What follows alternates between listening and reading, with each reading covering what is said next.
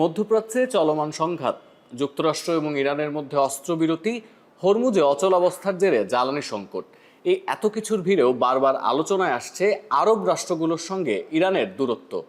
আবার দেখা যাচ্ছে মধ্যস্থতাকারী হিসেবে পাকিস্তানকেই বেশি ভরসা করছে তেহরান এবং ওয়াশিংটন।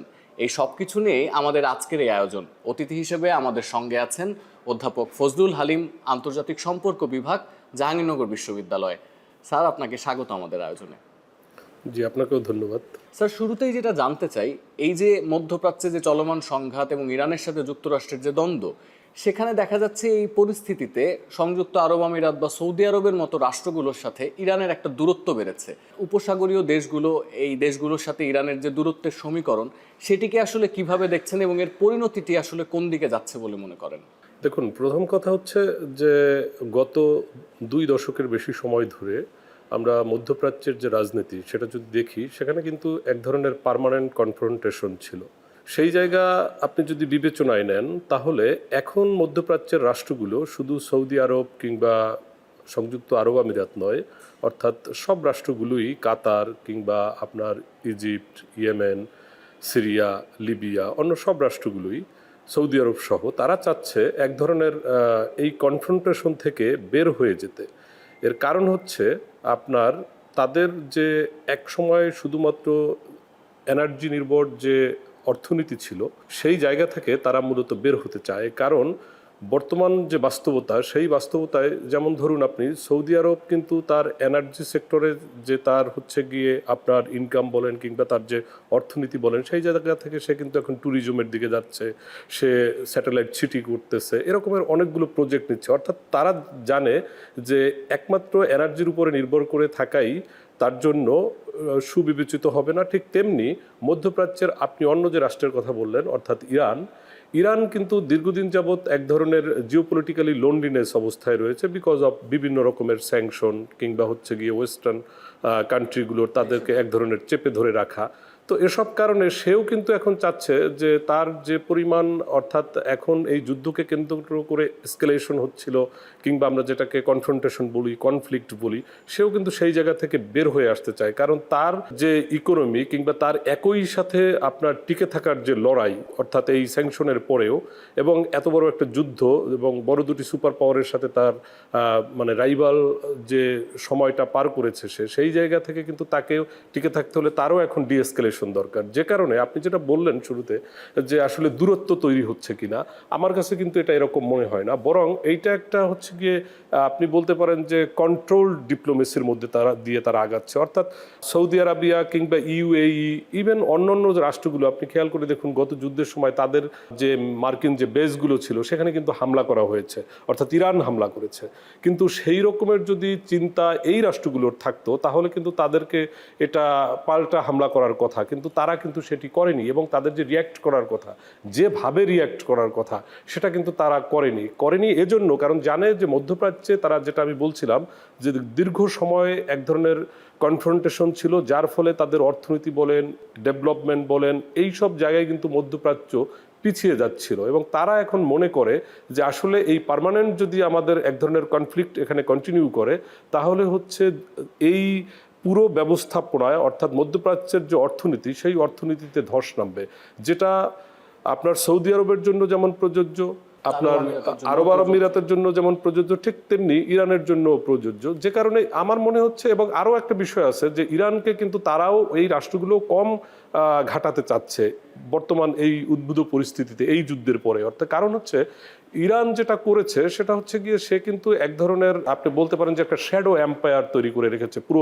মধ্যপ্রাচ্য জুড়ে। অর্থাৎ যেখানে দেখা যায় যে সে আপনার ইয়েমেনে, আপনার তারপরে হচ্ছে গিয়ে আপনার সিরিয়াতে, লেবাননে, অর্থাৎ তার যে প্রক্সি গ্রুপগুলো রয়েছে কিংবা এক্সিস অফ রেজিস্ট্যান্স যারা রয়েছে তাদের কথা বলছি, অর্থাৎ আপনার শিয়া মিলিশিয়া কিংবা হচ্ছে গিয়ে হুতিস, হিজবুল্লাহ, এদের কথা বলছি। কাজেই এই বিষয়গুলো কিন্তু সৌদি আরবেরও মাথায় রয়েছে এবং ইউএইরও মাথায় রয়েছে। যে কারণে তারা যে আসলে সম্পর্কে এক ধরনের দূরত্ব তৈরি হয়েছে, ব্যাপারটা এরকমের না, বাট এক ধরনের মিসট্রাস্ট আছে, কেউ কাউকে বিশ্বাস করছে না। কিন্তু আবার এটাও ঠিক যে আগে যেই জায়গায় হচ্ছে গিয়ে সম্পর্কটা ছিল, মধ্যপ্রাচ্যে আমরা জানতাম যে একটা সময় একটা রাইভাল ক্যারেক্টার ইরান এবং হচ্ছে গিয়ে সৌদি আরবিয়া, যেমন ধরুন আপনার এই ইয়েমেনের কথা বললাম, সিরিয়ার কথা বললাম, ইরাক যুদ্ধের কথা আমরা বলতে পারি, এই প্রত্যেকটা কিংবা লিবিয়ার কথা, এই প্রত্যেকটা যুদ্ধের সময় কিন্তু দেখা যায় যে সৌদি আরবের যে ভূমিকাটা ছিল সেটা কিন্তু খুবই কন্ট্রোভার্সিয়াল।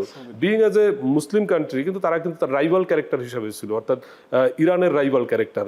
তো ইরানও কিন্তু আবার ঠিক একইভাবে দেখেন যে সে যখন বুঝতে পেরেছে যে তাকে সৌদি আরবিয়া কিংবা ইউএই সেই ট্রেডিশনাল কিংবা প্রথাগত যে জায়গা, সেই জায়গা থেকে তাকে সমর্থন করছে না, তখন কিন্তু তার এই যে বললাম আমি আপনার যে এক ধরনের শ্যাডো এম্পায়ার তৈরি করা, এক্সিস অফ রেজিস্ট্যান্স তৈরি করা, তাদেরকে ইনভেস্ট করা, এবং এখন তো তারা প্রকাশ্যেই বলছে যে তারা এটাকে কন্টিনিউ করবে।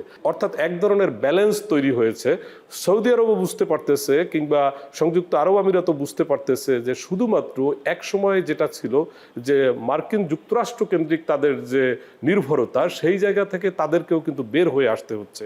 ঠিক একইভাবে আবার দেখা যায় যে আপনার ইরানও কিন্তু এখন তার যে একই রকমের যে অ্যাপটিটিউড ছিল মার্কিন যুক্তরাষ্ট্রের দিকে, সেই জায়গা থেকে সেও কিন্তু অনেকটা নমনীয় হয়ে আসছে। কারণ হচ্ছে যেটা আমি বললাম যে এখন মূল জায়গাটা, যেমন মধ্যপ্রাচ্যের এক সময় আপনার সব কিছুকে কেন্দ্র করেছিল তাদের আইডিওলজি, তাদের রিলিজিয়ান, কিন্তু এখন সেটা নেই। এখন সেটা সৌদি আরবের বেলায়ও নেই কিংবা হচ্ছে গিয়ে ইরানের বেলায়ও নেই। এখন তারা ফোকাস এরিয়া হচ্ছে তাদের ইকোনমির দিকে, ইনফ্রাস্ট্রাকচার, কানেক্টিভিটি, এই সব বিষয়ের উপরে তারা জোর দিচ্ছে। কাজেই আমি এখন এটা আপনার সাথে একমত নই যে তারা একে অন্যের কাছ থেকে সরে যাচ্ছে না, বরং আমার মনে হচ্ছে যে এক ধরনের প্র্যাগমেটিক ডিপ্লোমেসি তারা কন্টিনিউ করতেছে এবং এক ধরনের কন্ট্রোলড হচ্ছে রিলেশন তারা রাখতে চাচ্ছে। অর্থাৎ মার্কিন যুক্তরাষ্ট্রের সাথেও সে আছে, আবার পাশাপাশি আমি সৌদি আরবিয়ার কথা বলছি, আবার পাশাপাশি সে ইরানকেও খেপাতে চাচ্ছে না। কিন্তু আমরা যদি এভাবে জিনিসটা দেখি যে আসলে এই গালফ নেশনগুলা তারা যে ইরানের বিপক্ষে ছিল বা মানে যুক্তরাষ্ট্রকে যে ঘাঁটিগুলো ব্যবহার করতে দেওয়া হয়েছিল,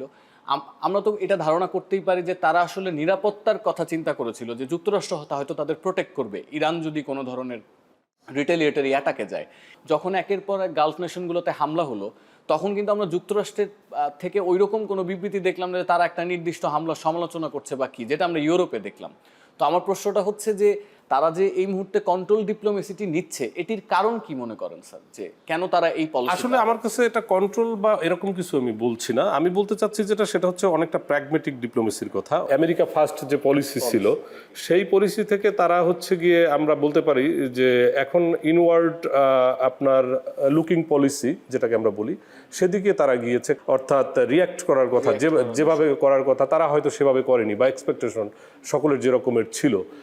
এখন আমার কাছে যেটা মনে হয়, দেখুন যে এই বাস্তবতায় সেই জায়গায় কিন্তু আমেরিকাও নেই। কারণ হচ্ছে আমেরিকা শুরুতে ইসরায়েলের সাথে এই যুদ্ধে পার্টিসিপেট করলেও একটা পর্যায়ে কিন্তু সে রিয়েলাইজ করেছে, তার প্র্যাগমেটিক জায়গাটা সে বুঝতে পেরেছে, এবং সে চেয়েছিল এই জায়গা থেকে তার একটা এক্সিট ওয়ে খোঁজার। এবং সে যত দ্রুত, এবং আপনার মনে থাকার কথা, তা বারবার কিন্তু মার্কিন যুক্তরাষ্ট্রের প্রেসিডেন্ট হচ্ছে গিয়ে এই যে পাকিস্তানের নেগোশিয়েট করা, বসা, কিংবা বিভিন্নভাবে তৃতীয় রাষ্ট্রগুলো দিয়ে নেগোশিয়েট করার চেষ্টা করা, অর্থাৎ যুদ্ধে এক ধরনের আমরা সিজফায়ারের যখন চেষ্টা দেখছি, তখন আসলে এটা বোঝাই যায় যে মানে মার্কিন যুক্তরাষ্ট্রের আসলে এই যুদ্ধে তার যে ক্ষয়ক্ষতি হয়েছে, এবং অর্থনৈতিকভাবে মার্কিন যুক্তরাষ্ট্রের যিনি প্রেসিডেন্ট, তিনি দুই হাউসেই, আপার হাউস কিংবা হচ্ছে সিনেট এবং হচ্ছে গিয়ে আপনার কংগ্রেস, দুই জায়গাতেই আটকে গিয়েছেন, অর্থাৎ বাজেট নিয়ে। কাজেই এই যুদ্ধটা আসলে এক ধরনের লক্ষ্য অর্জন করতে পারেনি, যেগুলো তারা বলছিল। লক্ষ্য অর্জন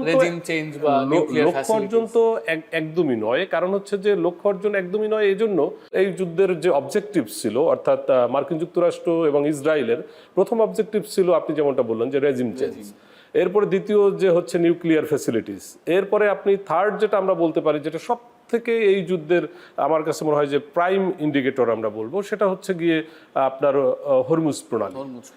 এখন আপনি এই তিন জায়গার, প্রথমত আপনি রেজিম চেঞ্জ করতে পারেননি, দ্বিতীয়ত কথা হচ্ছে গিয়ে আপনি নিউক্লিয়ার ফ্যাসিলিটিস বন্ধ করতে পারেননি, নাম্বার থার্ড যেটা আসলো সেটা হচ্ছে গিয়ে Hormuz strait or strait of Hormuz. Strait of হরমুজে এসে আপনি যেটা করলেন, আপনি কিন্তু অ্যানাউন্সমেন্ট ছিল যুদ্ধের আগে কিন্তু মার্কিন যুক্তরাষ্ট্র কিংবা ইসরায়েলের পক্ষ থেকে, যে সেখানে প্রয়োজনে তারা গ্রাউন্ড ওয়ারে যাবে, হ্যাঁ, তাও তারা হচ্ছে গিয়ে হরমুজ প্রণালীকে অবমুক্ত করবে কিংবা হচ্ছে গিয়ে ওপেন করে দিবে। এখন প্রশ্ন হচ্ছে, আজকে পর্যন্ত সেটা কি মার্কিন যুক্তরাষ্ট্র কিংবা ইসরায়েল সেটা করতে পেরেছে?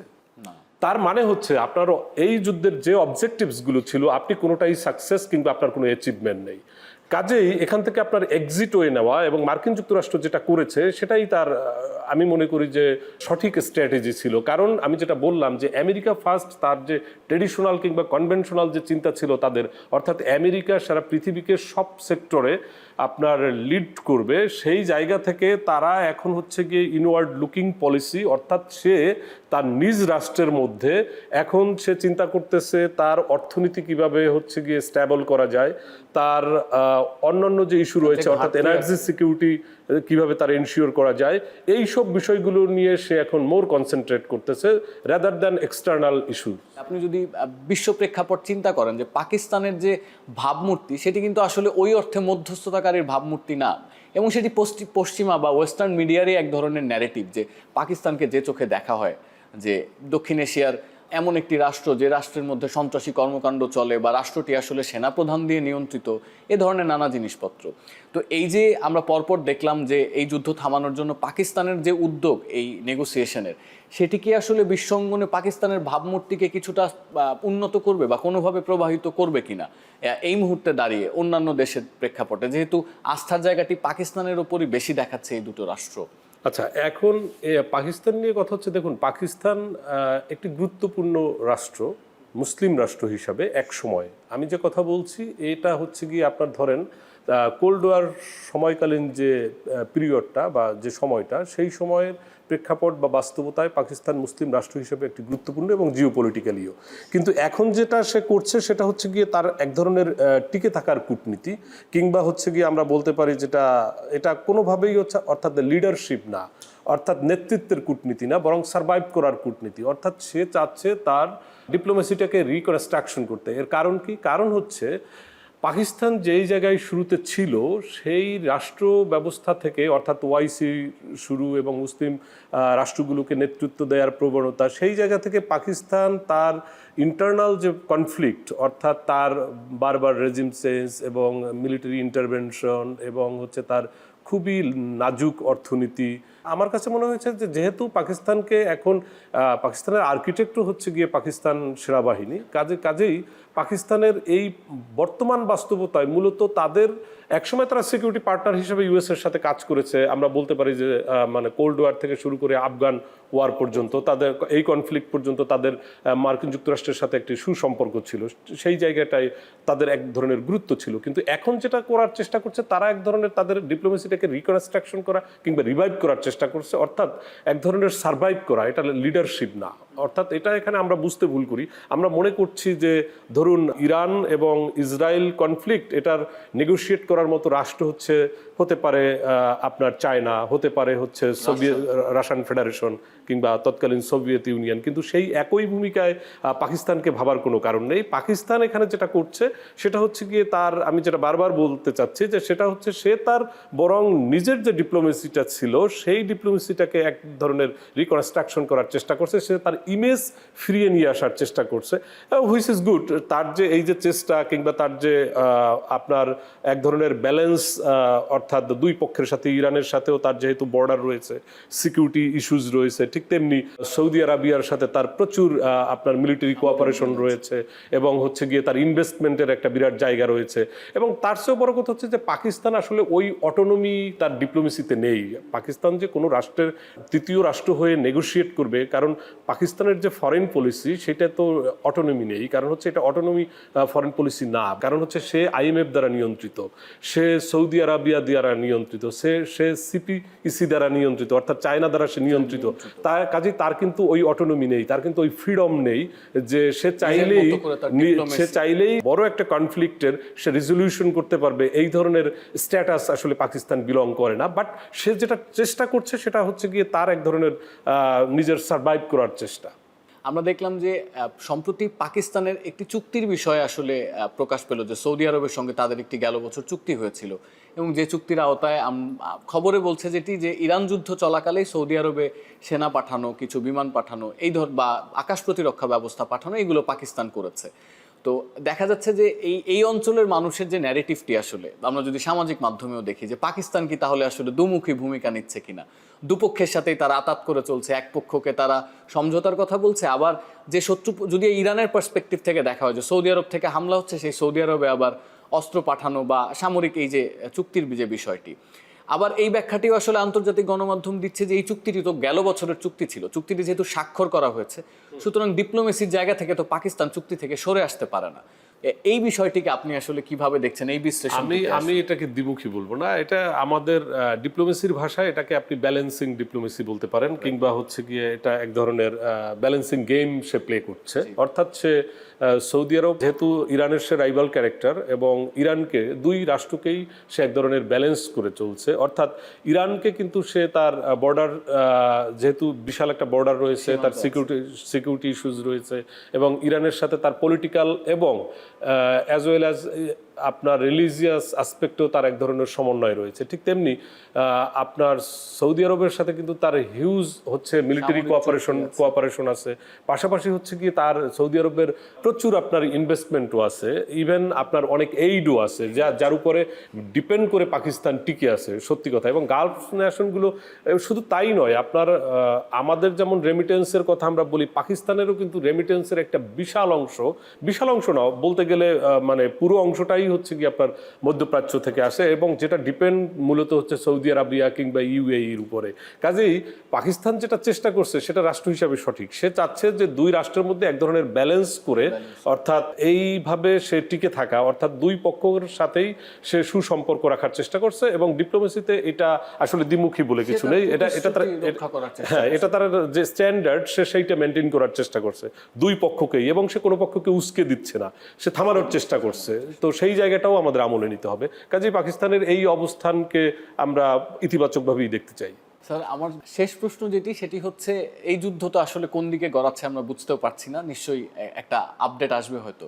এখন যুদ্ধটি যদি শেষ হয়ে যায় এবং যুদ্ধের পরে যদি আসলে ইরান এবং যুক্তরাষ্ট্রের মধ্যে একটা দীর্ঘমেয়াদী যুদ্ধবিরতি কার্যকর হয়, সেক্ষেত্রে এই গালফ রাষ্ট্রগুলোর সাথে ইরানের যে সম্পর্ক এই মুহূর্তে আছে, আমরা দেখেছি যে তাদের অয়েল রিফাইনারিতে হামলা হয়েছে, বিমানবন্দরে হামলা হয়েছে, সেই সম্পর্কটি নতুন করে জোড়া লাগার কোনো সম্ভাবনা দেখেন কিনা? অর্থাৎ আমি বলার চেষ্টা করছি, সংঘাত থেমে গেলে এই গালফ নেশনগুলোর সাথে ইরানের ডিপ্লোম্যাটিক যে রিলেশনশিপ, সেটিকে আরো কোনোভাবে রিভাইভ দেওয়ার সুযোগ আছে কিনা, বা সম্পর্ক কিছুটা সহনশীল জায়গায় পৌঁছাবে? এইটাকে আমি অবশ্যই ইতিবাচকভাবে দেখতে চাই এ কারণে যে ধরুন মধ্যপ্রাচ্যের রাষ্ট্রগুলো এত দশক পরে হলেও তারা কিন্তু এখন রিয়েলাইজ করতে পেরেছে যে মূলত তাদের যে এক ধরনের, একসময় ফরেন পলিসিতে একটা কথাই ছিল যে with USA or against USA, অর্থাৎ মধ্যপ্রাচ্যের রাষ্ট্রগুলো এই নীতিতেই বিশ্বাসী ছিল। কিন্তু সেই জায়গা থেকে সব থেকে আসার জায়গা হচ্ছে যে মধ্যপ্রাচ্যের রাষ্ট্রগুলো, গালফ নেশনগুলো কিন্তু বের হয়ে আসছে, এবং এই বের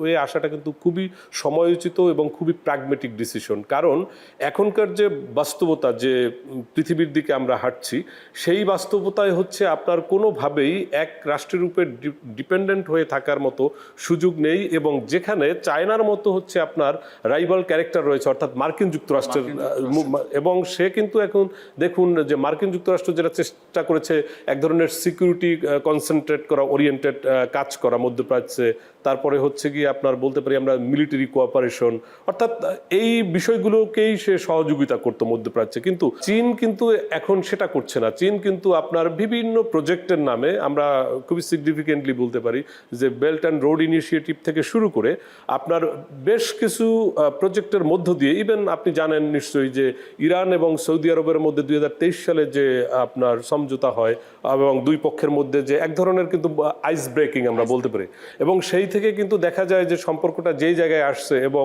এই রাষ্ট্রগুলোও কিন্তু এক ধরনের চীনের উপরে ডিপেন্ডেন্সি তৈরি হচ্ছে, ইকোনমিক বলেন, আপনি ট্রেড বলেন, তারপরে এনার্জি বলেন, সব কিছুর উপরে। তার মানে হচ্ছে গিয়ে চীনের উপরে যেমন ডিপেন্ডেন্সি হচ্ছে, রাশিয়ার উপরে হচ্ছে, ঠিক তেমনি সে ইরানকেও কিন্তু এত কিছু ঘটনার পরও, যেটা আপনি বলছিলেন যে তার বেজে সে আক্রমণ করলো, একাধিকবার আক্রমণ করলো, কিন্তু সে কিন্তু সেই অর্থে রিটেলিয়েট করলো না। এর কারণ হচ্ছে সেও কিন্তু রিয়েলাইজ করতেছে ইরানের জায়গা থেকে যতটুকু করেছে, এবং সে আপনার এক ধরনের ডিসক্লেইমার দিয়েই আগে বলেছে যে এইটা আসলে পার্টিকুলার ওই রাষ্ট্রের সার্বভৌমত্বে আঘাত নয়, এটা মার্কিন যুক্তরাষ্ট্র কিংবা ইসরায়েলের উপর আঘাত হানা। কাজেই যে এক্সকিউজই হোক না কেন, কিন্তু সে যদি চাইতো সে রিটেলিয়েট করতে পারতো, কিন্তু সে সেটা করেনি। তার মানে হচ্ছে উভয় পক্ষের মধ্যে এক ধরনের সহনশীল মানসিকতা রয়েছে, এবং উভয় পক্ষই আমার কাছে মনে হচ্ছে যে সামনের দিনগুলোতে তাদের মধ্যে সম্পর্কের উন্নতি ঘটবে, এবং এই জায়গা থেকে মধ্যপ্রাচ্য থেকে দিন যত যাবে মার্কিন যুক্তরাষ্ট্রের প্রভাব বলয় যে যারা ছিল তারা আস্তে আস্তে বের হয়ে আসার চেষ্টা করবে। স্যার, আপনাকে অসংখ্য ধন্যবাদ আমাদের সময় দেওয়ার জন্য। আপনাকেও ধন্যবাদ, এবং এখন টেলিভিশনের যারা দর্শক রয়েছেন তাদেরকেও সবাইকে শুভেচ্ছা।